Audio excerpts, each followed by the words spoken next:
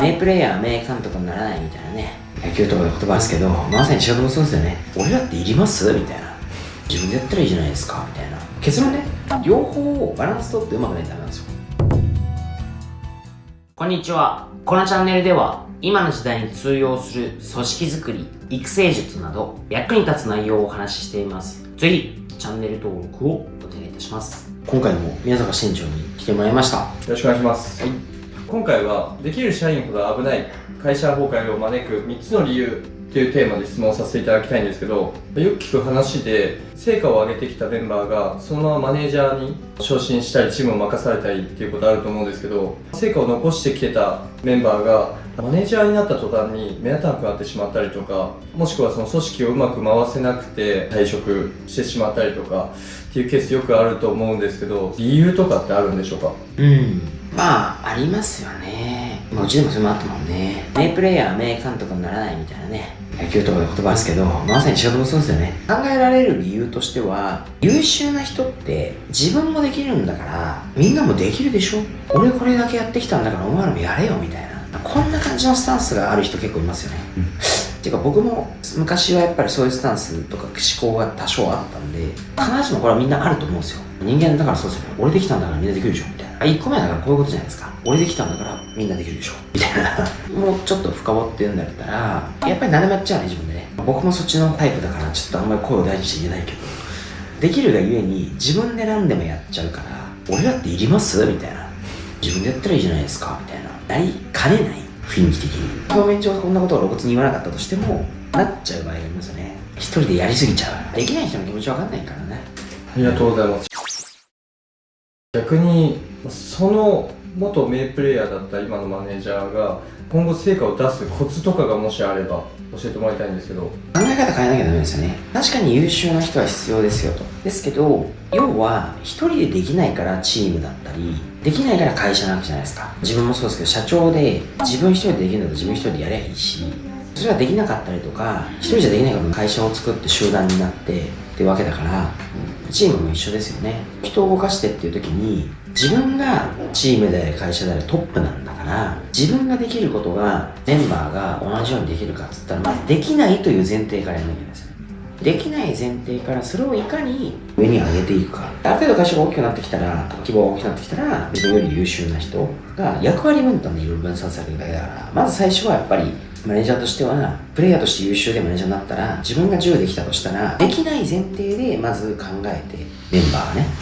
いかに近づけるか。感覚値的に言うと、6割ぐらいできたら OK にした方がいいよね。6割できるために、自分が100のパワーだとしたら60の結果を出してもらうために、どういう風に動かしていくか。スタートはゼロですよぐらいの感じで、まず考えた方がいいですよね。そうじゃないと結局なんでできないのってなっちゃうんで。それがやっぱりね、こう雰囲気にも出ちゃうんですよ。メンバー感じておりますよね。仮に仕事ができない人でもそういうの感じる取るのだけ優秀なんですよ、みんな。だから、まずはその意識、前提が、そのぐらいからスタートした方がいいですよね。これは一つ目思考のコツかな。はい。他にもし思考以外でコツがあれば。コツっていうのは、自分がどうやって成果を出してきたかをちゃんと分解して、それをちゃんとやっぱナレッジとして、マニュアルとしてとか、落とせればいいですよね。優秀な人っていろいろタイプがいるんですけど、大きく分けですよ。大体タイプって2個の係数からできるんですよ。定性的能力みたいな感じで、定量的能力みたいな論理的思考の部分と、右脳左脳みたいなことね。結論ね、両方をバランス取ってうまくないとダメなんですよ。頭のいい人って能力高い人ってやっぱりこの構造的脳が強い人が多いよね、左脳的な。これどっちかだけが突出してプレイヤーとして成果出せるんですよ。マネージャーってなった瞬間にこれうまく組み合わせなきゃいけないんですよ。なぜならばメンバーがバラバラだから。だから時には流れに身を任せるけど自由になりすぎないことが大事だし、時にはすごい整理して構造化することが大事だし、これを融合した言葉でいくと流れに身を任せることはできる。でも任せすぎない。整理はできるけど構造化しすぎないみたいなことが大事なんだけど、大体そう、このできる人の今回の例で言うと構造化しすぎちゃって流れに乗るタイプの人にはもう全く分かんない。それでああしろこうしろとか細かく言いすぎると、キングダムみたいな英語で言うとさ、強化がいなくなってこうね、火曜点が来る前でさ、芯が負け続けるってあるじゃん。はい。あれはだからそんな感じ。流れ的な感じで、芯はどっちかというと本能型だから、本能型突出してるんだけど、こっちだけで優秀なんだけど、背中見ろってタイプじゃん。だけだとやっぱりうまくないよね。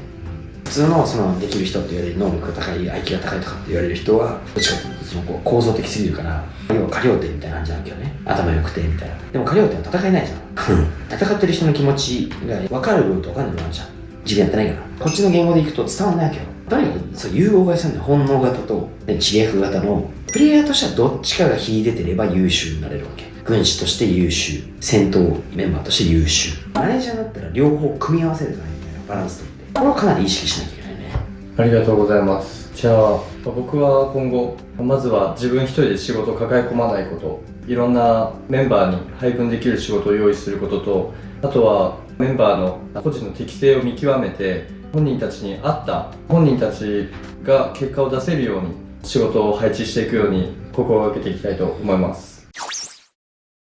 ちょっと話戻るけど、はい、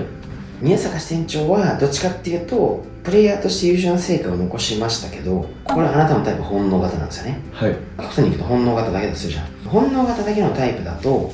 こに集まる部下は本能型しか来ないんですよ。はい、だって知略型のタイプの人のメンバーが来ちゃったら言ってることわけわかんないから。だからあなたの場合は本能型で結果出したけど、これ俗人的って言われるやつですよ。なんでうまくいったんですかって言ったら、気合と根性か。わかりやすいよね。はい、とにかくやれいいんで一生懸命やったら必ず道は開けるんだみたいな。わかりました、イエスさーっていう本能型のメンバーしか来ないんですよ。これやりすぎてると、でもこの人たちもやっぱ疑問を持つんですよ。とりあえず行こうぜっつってるからやってるけど、いつも行こうぜしか言わないし、俺らいつもと戦ってりゃいいみたいな。これ1年続けてるけど、あと何年続けるのこれみたいになっちゃって、ドバーン、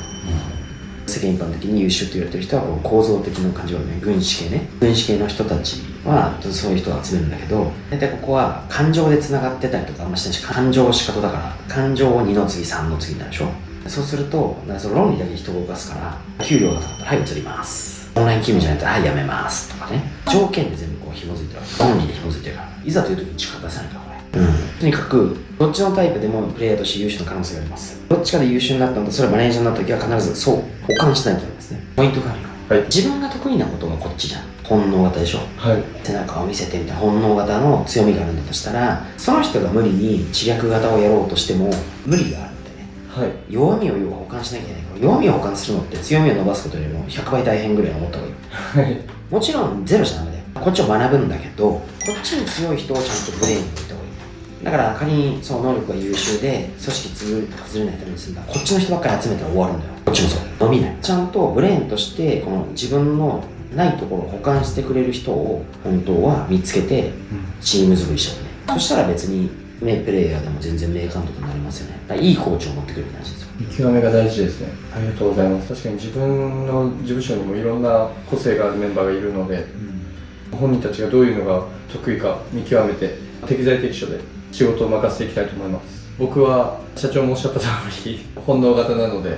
キングダムでいうところの知略型の人にたくさん協力してもらえるように、そういったメンバーの育成と採用を頑張っていきたいと思います。知略型の方がもし見られていたら、ぜひ本能型の力強いパワフルな人と一緒に頑張っていってください。ありがとうございます。そうだマネージャーとして失敗する理由で言うと、俺はできるのになんでできないんだとか、できないのは俺がやるよ全部やるよってやりすぎちゃうとか、そうやっても必ず失敗しちゃうので、要はタイプを見極めるというか、とにかくプレイヤーとしては本能型か知略型かの突き詰めで結果を出せるけど、マネージャーとなったらこう噛み合わせてバランスよくやらないといけないということだと思うので、頑張ろうね。はい、皆様からいただくいいねやコメントはいつも見ていて励みになっています。この動画が気に入ったらぜひいいねやコメントをお願いいたします。